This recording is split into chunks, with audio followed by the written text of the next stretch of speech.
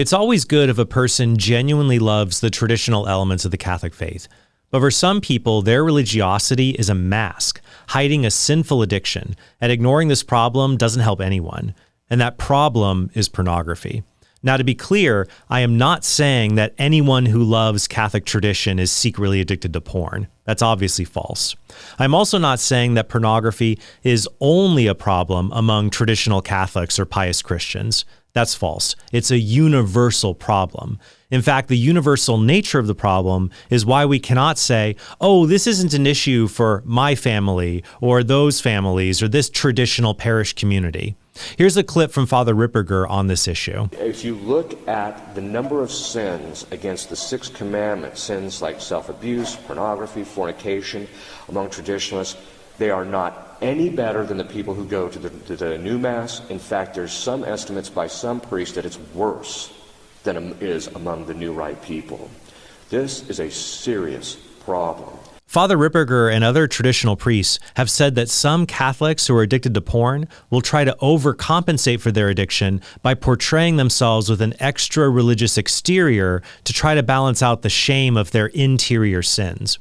In a 2022 address, Pope Francis noted the scope of this problem among Catholics, saying, "It is a vice that has so many people, so many laymen, so many laywomen, and also priests and nuns. The devil enters from there. The pure heart, the heart that receives Jesus every day, cannot receive this pornographic information. That today is so commonplace. And if from your cell phone you can delete this, delete it, so you won't have temptation in your hand." Originally, I wanted to do an episode about some female pornographers who are making tens of millions of dollars on sites like OnlyFans. I wanted to point out that doing evil to make easy money is a temptation as old as time, and it's not worth it. Especially since the average OnlyFans creator only makes about $180 a month.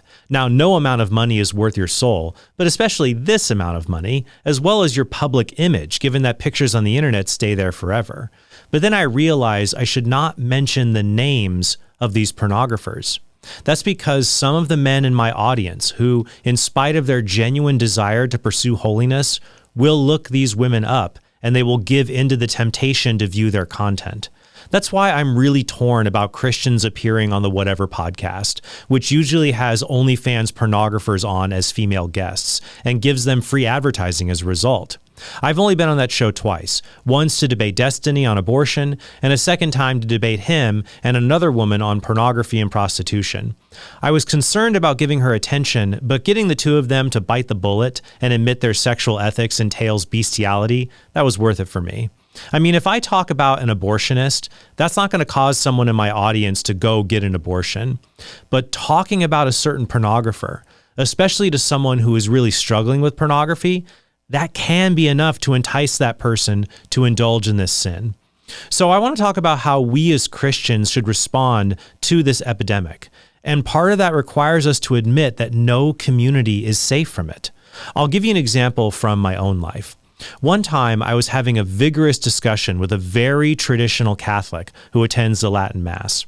This person was married, had children, and was arguing with me, saying that it was a grave sin to get the COVID-19 vaccine because of its connection with research that had been done on aborted fetuses.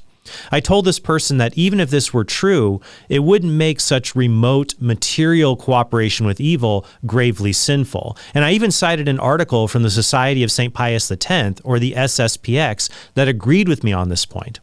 But this person wouldn't have any of what I was saying. They told me that a little bit of evil is always too much evil, and that was the end of our discussion. Several months later, I found out that this person confessed publicly to having an affair. And even worse, they were having an affair at the same time that they were arguing with me about the morality of the COVID vaccine and how a little evil is too much evil. This person reminded me of Jesus' criticism of the Pharisees, who loved to follow the minor parts of the law, but ignored the major parts. Jesus said, "Woe to you, scribes and Pharisees, hypocrites, for you tithe mint and dill and cumin, and have neglected the weightier matters of the law, justice and mercy and faith. These you ought to have done, without neglecting the others. You blind guides, straining out a gnat and swallowing a camel." Now, to restate what I said earlier, This does not mean everyone who cares about tradition and virtue is a hypocritical Pharisee. My point is just that we must avoid thinking that porn addiction could never happen in certain families or schools or parishes, just because things seem very holy on the outside. Here's an example of that. In 2021, Father James Jackson, a Latin Mass priest, was arrested on charges of possessing pornography involving minors. During this early period, there were a lot of traditional Catholics who were absolutely convinced he had been framed because they thought he just could not be the kind of man who would commit such a sin. But in 2023, Jackson pled guilty and was sentenced to 6 years in prison. He told the judge his actions were hypocritical and, quote, completely unbecoming of a devout Catholic and more so a clergyman, which removes any lingering doubts concerning his guilt. Hey, real fast, at this point, a lot of people would say in a video, here's a word from our sponsor. But I love that our supporters are so generous, we don't need sponsorships. We can just focus on sharing and defending the Catholic faith. And if you want to help us to keep doing that, please hit the subscribe button and support us at TrentHornPodcast.com, where for as little as $5 a month, you get access to bonus content, and you make all of this possible without any sponsorships. And now, back to the episode. And it's not just illegal pornography, but the far more common legal varieties that can ensnare anyone. So here's some concrete steps to overcome the demon of pornography, even in traditional communities. First, realize that no one is above this sin. And that means as Christians, we need to set healthy boundaries when it comes to near occasions of sin. One advice I'd give to Catholics struggling with temptation is to not be online late at night. Your body chemistry changes late into the night, and your ability to make good decisions diminishes when you're tired. There are even studies about this called mind after midnight. I remember being an accountability partner for a friend whose web browsing history was emailed to me through a program called Covenant Eyes. I noticed that when he looked at pornography, it was usually in short 1 to 2 minute episodes, and it would typically happen late at night, especially after midnight. He knew what he was doing was wrong, but his ability to say no to temptation was inhibited by the poor choices he made. So if this is something you struggle with, seek out an accountability partner, be it through something like Covenant Eyes or talking to a spiritual director, which is just something good to do in general if you want to grow in holiness. One anonymous priest who struggled with porn addiction writes about the importance of relationships in overcoming this addiction. He says, "Sometimes when I am tempted, I make a phone call. Sometimes I just go looking for someone to talk to. I might talk about my temptations with those who know about my addiction, or I might just talk about anything. That connection with another human being is crucial for me, and not just when it comes to my addiction." Check out the link below for his full testimony. It's well worth reading. We also need to acknowledge that many women struggle with pornography use. This often takes the form of erotic novels, but women are also getting addicted to the forms of pornography once thought to be exclusively the domain of men. If we only talk about this as a male problem, then women who struggle with pornography and similar behaviors might feel like they can't talk about it with anyone. So parents need to talk not just to their teenage sons about pornography consumption, but their teenage daughters as well. 2 books I'd recommend would be Good Pictures, Bad Pictures, and the relevant chapters on pornography in the book Made This Way, which I co-authored with Layla Miller. But while this can happen for some men, I find it's usually young women who are lured into the sin of creating pornography, though many men are tempted to do this by being behind-the-scenes camera creators and web promoters, emulating people like Andrew Tate, who made money exploiting women this way. But women usually don't just wake up one day and decide to create pornography. There is an excellent episode of The Morning Wire that I'll link to below that describes how porn producers groom women into making this content by first looking for targets on Instagram. Young women notice that they get a lot of attention and even gifts from posting immodest pictures there. This then graduates into pornographically immodest clothes and then full-on pornography on other platforms. The second thing that we need to do is educate people on the human costs of pornography. Matt Fradd's excellent book, The Porn Myth, catalogs the many abuses that men and women endure in the pornography industry. Graphic trigger warning on this one, by the way. But in one testimony he collects, a woman says that she had so much intercourse on camera that part of her anal muscle fell out of her body. That's tough to hear, but if you really understand the human cost associated with this evil, that helps resist this temptation, knowing your views make you an accomplice to this kind of abuse. Now, some people will say that kind of abuse may happen in older forms of pornography, but newer platforms like OnlyFans make women their own bosses, so nobody's exploiting them. But the problem is that they are still exploited by their fans and their patrons. Every content creator feels the pressure from their audience to give them what they want so that they won't go somewhere else. Even if a woman supposedly works for herself, she can still be pressured by her patrons to do things she doesn't want to do because the competition is fierce.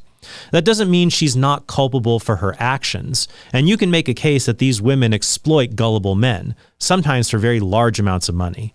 For example, many of these men pay for OnlyFans when a lot of pornography is still free because they crave the feeling of intimacy they think that they get from messages from these women, which in many cases are written by bots or people at overseas click farms. These men realize that sex, it's not just for pleasure.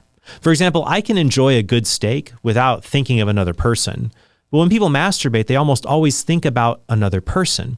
Deep down, we know sex is for union. And OnlyFans provides a fantasy simulation of this union. Pope Benedict XVI wrote in Deus Caritas Est about the Greek word for love, agape, saying that is, quote, a love which involves a real discovery of the other, moving beyond the selfish character that prevailed earlier. Love now becomes concern and care for the other. No longer is it self-seeking, a sinking in the intoxication of happiness. Instead, it seeks the good of the beloved. The anonymous priest I referenced earlier admits that he was most likely to give into pornography when he struggled with loneliness and didn't have healthy relationships. Now, the men and women involved in pornography have varying degrees of culpability, but soon there may be a way to remove women from the equation entirely. Advances in artificial intelligence have allowed people to create convincing fake Instagram models and even fake videos of immodest or nude women that are just computer simulations. I'm glad if some sinful businesses, like being a prostitute or a pornographer, go out of business. On the other hand, I worry that AI porn will make people feel like it's not really a big deal because the images involved don't represent real people. I can even see some Christians trying to justify this. In a previous episode, which I'll link to below, I showed clips of Christians who said the act of masturbation may not be sinful as long as you aren't lusting after another person. I also quoted Christians who say the Bible only condemns lust, not the physical act of masturbation. And this isn't limited to Christians. Dennis Prager notoriously thought animated pornography involving minors wasn't sinful because it's not real. Would you use the word evil of animated child pornography? Because I certainly would. No, I would use evil only with behavior. That's where we might differ, forgetting the sex issue. You can't be evil. You didn't do evil if you thought evil. You did evil if you committed. If I'm masturbating to animated pictures of pornography, I'm not doing something evil. That's correct. Yeah, I think that's despicable. Yeah. Really? Yes, of course. So I won't be surprised if some of these people end up saying AI porn isn't really porn because you're not lusting after a real person. However, the Catechism of the Catholic Church says this: pornography consists in removing real or simulated sexual acts from the intimacy of the partners in order to display them deliberately to third parties. It offends against chastity because it perverts the conjugal act, the intimate giving of spouses to each other. It does grave injury to the dignity of its participants, actors, vendors, the public, since each one becomes an object of base pleasure and illicit profit for others. It immerses all who are involved in the illusion of a fantasy world. It is a grave offense. Civil authorities should prevent the production and distribution of pornographic materials. While AI wasn't on the minds of the Catechism writers, I would say they were quite prophetic in noting how pornography involves simulated sexual acts and immerses people in illusory fantasy. AI just takes it to its logical conclusion of reducing people to mere objects. Regardless, the Church teaches that it is not just lust that's wrong, but also the misuse of our sexuality in acts like masturbation. The Catechism says that someone who is immature, like say a young preteen, is less culpable for this act, but it is still a grave offense to misuse our bodies in this way. And deep down, all people know this is shameful, given how they talk and joke about it. Finally, we should take practical steps to end porn, just like we took practical steps to end abortion. For example, even though tobacco is legal, we have changed our culture away from the view that tobacco is classy, and we could do the same among those who think pornography is harmless. And we can also legally restrict pornography without dealing with First Amendment issues. Age verification laws that require porn sites to verify users are not minors have been effective at getting Pornhub to not offer its service in several states because they don't want to comply with this law. Also, I'm sure porn sites would really hate it if some tech-savvy Christians crippled them with a computer virus or malware. Now, I'm not telling Christians to do this, but it would really disrupt the evil they do. Along that same line, I was happy to hear when Ashley Madison, a website that promoted adultery, was infiltrated and the names of its clients were released to the public. It'd probably hurt OnlyFans' business if a similar hack happened to their user database. But ultimately, what drives these businesses is its primarily male user database. So we have to go after this demand, including the demand we might overlook that exists among otherwise faithful Christians. I hope today's tips were helpful for you, and I'll link to the books I mentioned in the description below, though I'd especially recommend Matt Fradd's book, The Porn Myth, when it comes to understanding this issue. Thank you so much for watching, and I hope you have a very blessed day.